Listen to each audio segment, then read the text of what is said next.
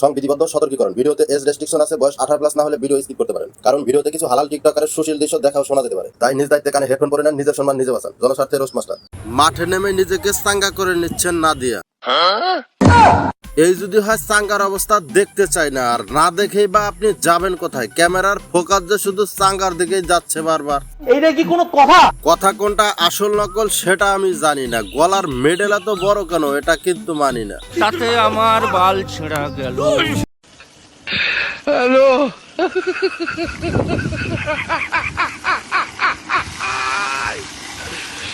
ওরা কেন? Oh my god. তো আমি যদি আমার ফিগারটাই না দেখাতে পারি তাহলে তো এটা কেমন না, এত কষ্ট।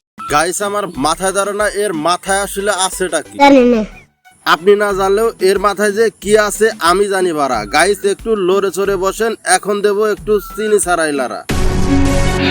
হ্যালো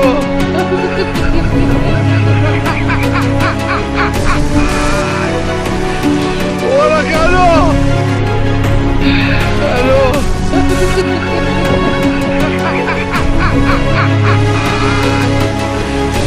ওরা কেন? কি করে?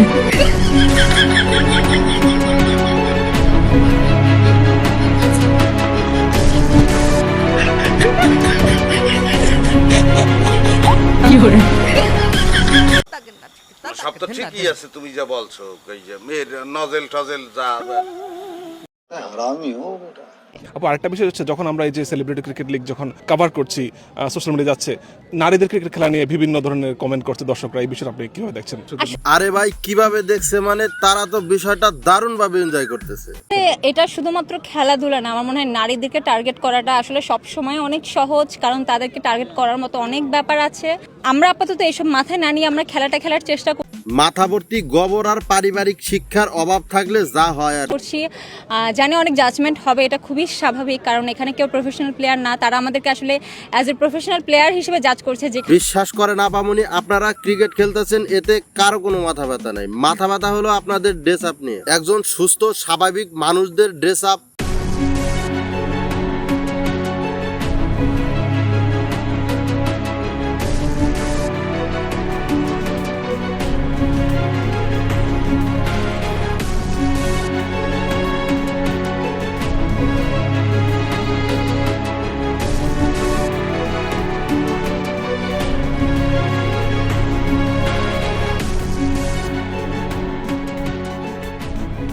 এই যারা ভিডিও সব সামনে আসছে, পিছন থেকে পাশা ভিডিও নেয়। হ্যালো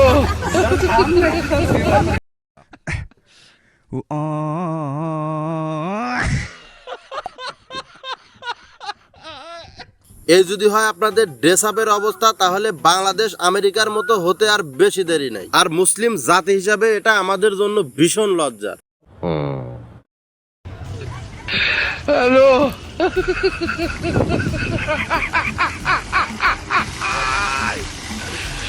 ওরা কেন? এতদিন শুনছি নায়ক নায়িকারা নাকি মানুষের আইডল, তাদের অনুসরণ করে মানুষ তার জীবন অতিবাহিত করে। গাইস, এই যদি হয় আমাদের আইডলের অবস্থা, তাহলে এদের অনুসরণ করা আর নিজের পায়ে নিজে কুড়াল মারা তো সমান কথা। সে যাই হোক, ঢলকি মারে তোমার প্রেমের আগুনে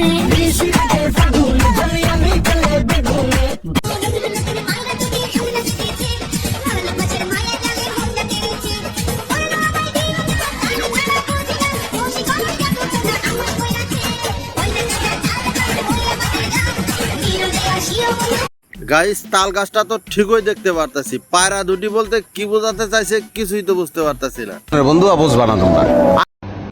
আমাদের জীবনে যে মানুষগুলো আসে, সৃষ্টিকর্তা কোনো না কোনো প্রয়োজনে সেই মানুষগুলোকে আমাদের কাছে পাঠায়।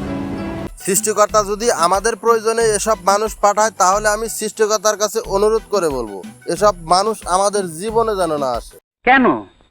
কারণ তারা নাটকের মানুষ আর আমরা সাধারণ মানুষ, তাই। হ্যালো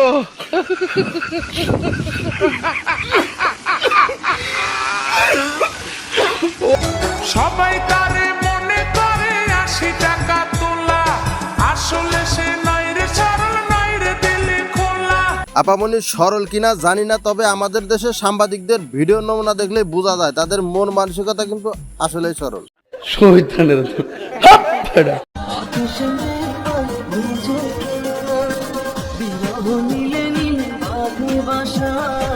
গাইস, এতদিন আমি শুধু অভিনেতা চাটুকার সিদ্দিকুর রহমানকে দোষ দিছি, এত সুন্দর মেয়ের সাথে কেন সংসার করতে পারলো না। কিন্তু গাইস, এসব ভিডিও দেখার পর এখন পুরোপুরি বুঝতে পারলাম এ আসলে রঙিন জগতের এক অন্যরকম নেশায় ডুবেছিল। তাই আর বেশি ঘাটাঘাটি করতে চাই না, পরে আবার কেঁচো খুঁড়তে গিয়ে সাপ বেরিয়ে আসবে।